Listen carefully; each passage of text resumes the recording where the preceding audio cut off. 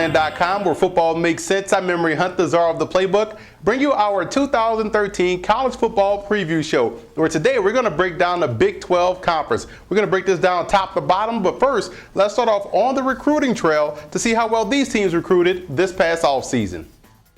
I believe the Oklahoma Sooners had the best recruiting class in the Big 12 Conference. You can see where they wanted to focus their efforts on this offseason. It was the defensive line. They were unhappy with the output last season. That's why they beefed up on defensive linemen in recruiting. But the jewel of this class, in my opinion, will come from the offensive side of the football with running back Keith Ford out of Cypress, Texas. 5'11", 208, a guy that has the elite vision, the acceleration, the burst, everything that you want out of a running back, and looks to be the next in line of outstanding Sooner tailbacks. The Texas Longhorns hope they sign the next Vince Young at quarterback, Tyrone Swoops, 6'4", 245 pounds, and if he can come anything remotely close to what Vince Young provided for that program, he's going to do just fine as a Longhorn.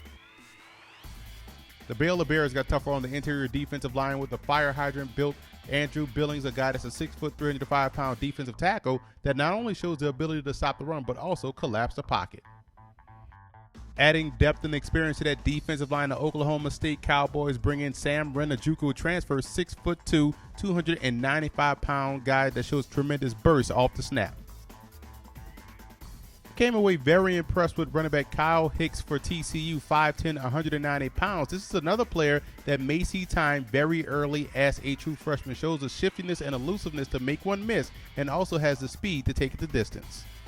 There's going to be a quarterback battle going on for the Kansas State Wildcats, and they got themselves an excellent prospect in Jake Waters, a JUCO transfer, 6'1", 210 pounds, put up some ridiculous numbers last season, 39 touchdowns, only 3 interceptions. He's definitely in the mix for the starting job now for the vacated spot left by Colin Klein. And here's another young player that's in the mix for a starting job. Texas Tech's recruit Davis Webb, 6'4", 200-pound gunslinger, gives Cliff Kingsbury, the new head coach, a quarterback of the future. The West Virginia Mountaineers lost so many playmakers at the receiving position, so getting a player of the caliber of Shelton Gibson is definitely a step in the right direction.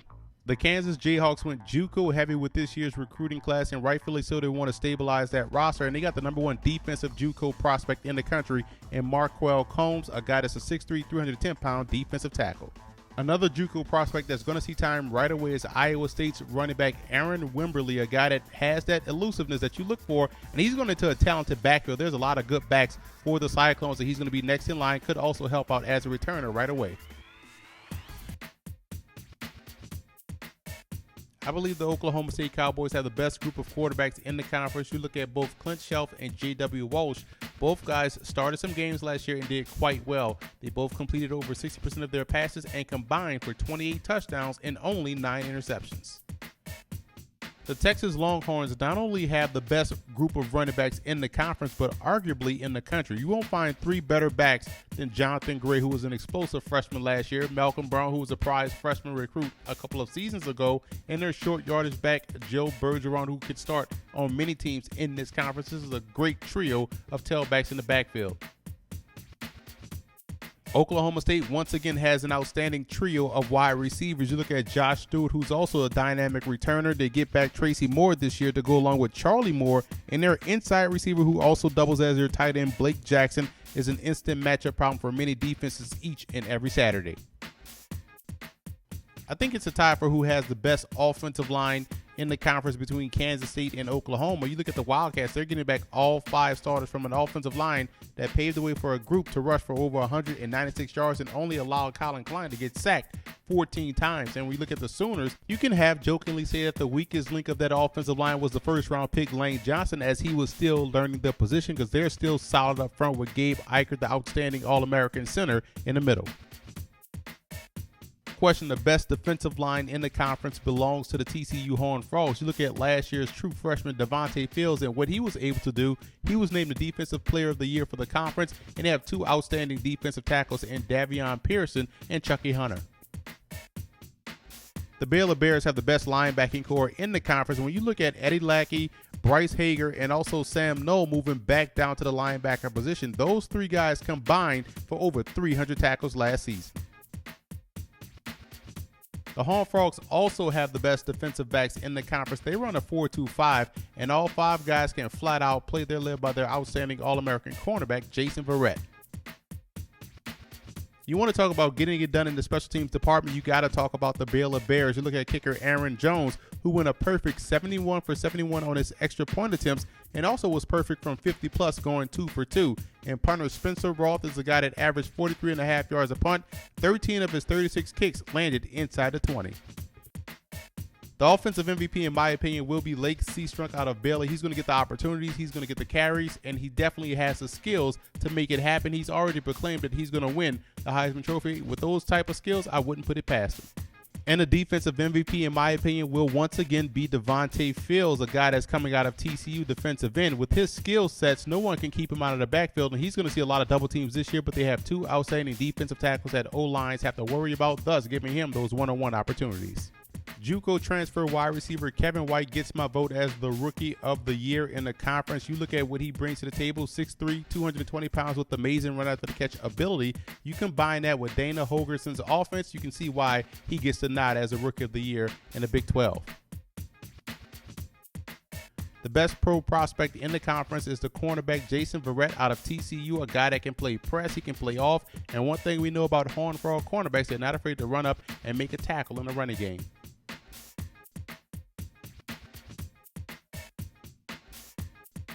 The Iowa State Cyclones have the toughest schedule this year in the Big 12, in my opinion. When we look at their road schedule, they have to travel to Tulsa, which is the very tough out-of-conference game. And within the conference, at Texas Tech, at Baylor, at K-State, at Oklahoma, and at West Virginia. That's a very tough schedule for a team that's looking to make it 3 consecutive bowl appearances.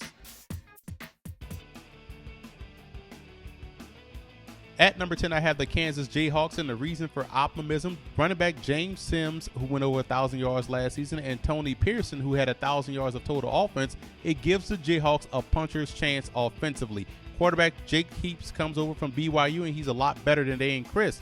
And they went JUCO heavy in recruiting, which can be a good thing for a team that's looking to quickly stabilize that roster. The cause for concern is the lack of playmakers at wide receiver and on defense. Outside of linebacker Ben Heaney, who led the team in tackles with 112, there's a lot of question marks. And while Heaps is an upgrade, he's still a question mark himself, so that's why I have the Jayhawks finishing last in the conference. Next up, we have the Iowa State Cyclones, and the reason for optimism, anytime you can run the football, you're going to have a chance. And Iowa State has a wealth of talent in the backfield, and it's clearly their strength. Getting Chantrell Johnson back, plus to go along with James White and JUCO transfer Aaron Wimberly, it gives them a chance offensively to compete. And when you look at quarterback Sam Richardson, he showed promise last season throwing the football, so that gives you hope for the passing game. The cause for concern, the Cyclones lost a lot on defense. In particular, the linebacking core, both A.J. Klein and Jake Knott, will be tough to replace. And they also have to find a way to get better up front defensively. Questions in the front seven, along with a tough conference schedule, for the Cyclones to get back to a bowl game this season. At number 8, I have the West Virginia Mountaineers, and the reason for optimism, I actually like the incoming JUCO talent they have at wide receiver with Mario Alford, Kevin White, and Ronald Carswell. Those are some pretty good building blocks to help rebuild that receiving core. And the Mountaineers also have 2 good options at running back with Andre Bowie, who was a starter last year, and Dreamier Smith, who's an incoming freshman. They're solid on the offensive line at the tackle position. Defensively, there are some pieces to start the rebuilding process. Defensive linemen Will Clark and Shaq Rowell, as well as linebacker Isaiah Bruce, who has the look of the next big-time Mountaineer defender, as well as sophomore free safety Carl Joseph. Now, the cause for concern, losing Geno Smith, Tavon Austin, Stedman Bailey, and Joe Madsen is a lot to recover from offensively. They must settle on a quarterback replacement. There's 3 guys that are in the running for that job. Defensively, they were the worst in the country. So the question is, if they improve, will they go from worst to first or worst to at least bad? I can see this season being a reloading year for the Mountaineers in the Big 12. Next up, we have the Texas Tech Red Raiders, and the reason for optimism, there's some good offensive options on this football team with wide receiver Eric Ward and a healthy tight end Jason Morrow. There's solid, dependable guys in the backfield led by running back Kenny Williams and a good offensive-minded head coach and former Tech quarterback Cliff Kingsbury. Defensively, I like what I see up front. They're moving to a 3-4 defense, and when you look at Kerry Hyder, the defensive tackle, he's one of the best in the country, along with Delvin Simmons and Dartwine Bush. They form a formidable front that should allow them to stop the run even better this season. The cause for concern is that there's still some uncertainty at the quarterback position. There's a battle going on between sophomore Michael Brewer and true freshman Davis Webb, who's an outstanding prospect. Now, there's also a question mark up front outside of freshman All-American left tackle Raven Clark. They lose two experienced playmakers at safety as well. So while the excitement is at an all-time high for Tech fans, expectations for the year should be just to get to 6 wins and a bowl bid. At number 6, I have the Kansas State Wildcats, and the reason for optimism, Bill Snyder is still the head coach, and there's always a chance for these guys to be successful. The offensive line is one of the more dominating in the conference. They're led by center B.J. Finney and left tackle Cornelius Lucas, who are 2 studs. The 2 quarterbacks they have on the roster right now, Jake Walters, who's a JUCO transfer, and Daniel Sims, in my opinion, may be better than Colin Klein. The 2 top receivers return. Defensively, they'll be solid in the secondary, led by safety Ty Zimmerman, and 2 linebackers return that have starting experience in Blake Slaughter and Trey Walker. Cause for concern, although the potential is there to be better, losing guys of the caliber of Klein, Arthur Brown, Meshach Williams will hurt a little bit for the Kansas State Wildcats. On defense, can they consistently put pressure on the quarterback? They're expecting a group of JUCOs to contribute right away, and defensive end Devon Nash and cornerback Nate Jackson. They have 2 tough non-conference games to open up the season with North Dakota State. You can't sleep on that FCS opponent, and the University of Louisiana. The Raging Cajuns look explosive this year. So right now I have the K-State Wildcats falling back to the middle of the pack in the Big 12.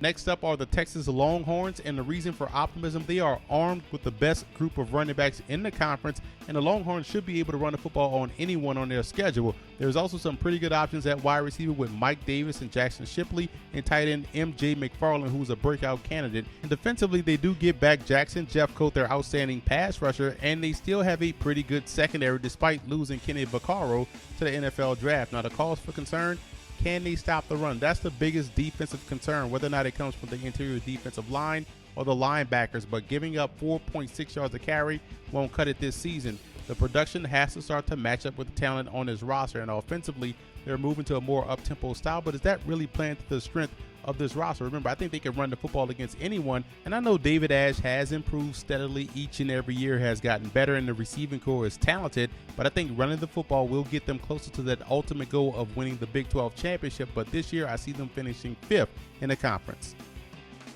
Coming in 4th place, I have the Oklahoma Sooners, and the reason for optimism, offensively speaking, the Sooners are in excellent shape despite losing Landry Jones. I believe quarterback Blake Bell adds a different dimension with his running skills and is an underrated passer. The offensive line is the best in the Big 12, quite honestly, especially on the interior, and look for more of the read option this year from Oklahoma. I think they have the talent to do so.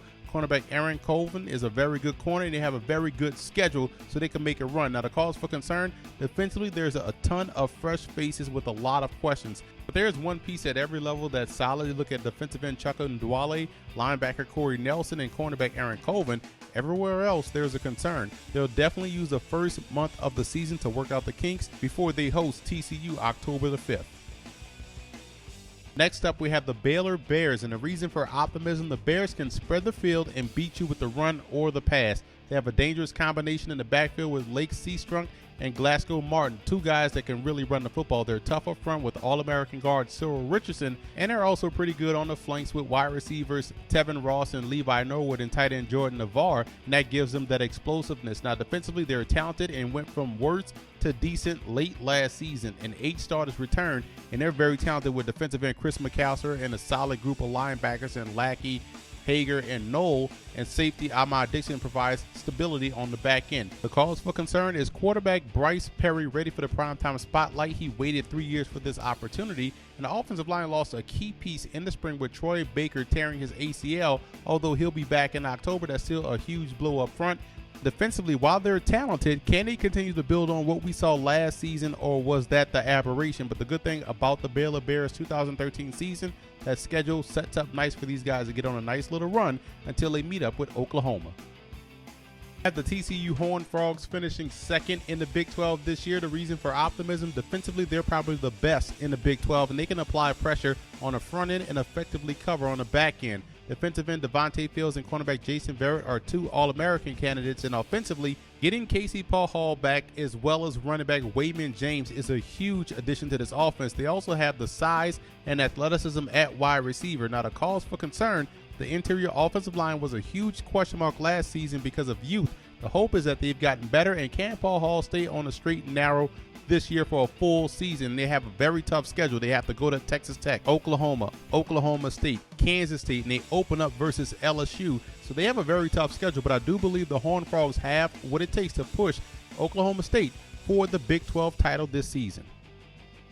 Finally, at number 1, I have the Oklahoma State Cowboys, and the reason for optimism, the Cowboys boast one of the most consistent and explosive offensive attacks in the country, and they got a key piece back in wide receiver Tracy Moore to go along with Josh Stewart and Blake Jackson, their inside receiver / tight end.